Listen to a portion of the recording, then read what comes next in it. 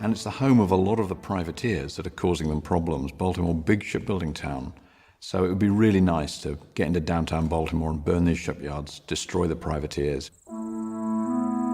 The star-shaped fort called McHenry at the top of the bay was the linchpin. Destroy the fort, and the city would fall.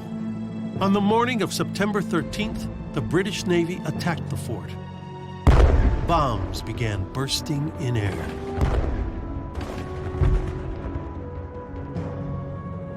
The British hurled 1,400 cast iron exploding shells at the fort within a 48-hour period.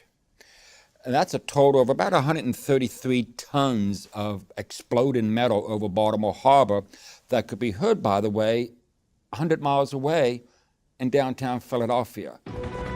For all the explosions, what Americans would remember from that night was the work of a lawyer, Francis Scott Key. He watched the bombardment from a ship just 8 miles away. Key had seen over Fort McHenry this gigantic flag flying before sunset.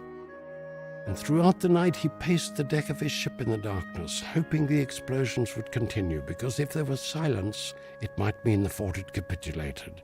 As the morning mist clears, as he says in his hymn, he saw the American flag. And he had never looked with such reverence upon the symbol of his country. He took a letter out of his pocket. On the back of it, jotted down thoughts, words, phrases, anything that tumbled through his mind while the intensity of the moment lasted. That poem was crafted and polished, and it was set to an old English drinking song called To an Anacreon in Heaven. Within a week after the battle for Baltimore, the song is published. It is 4 stanzas long.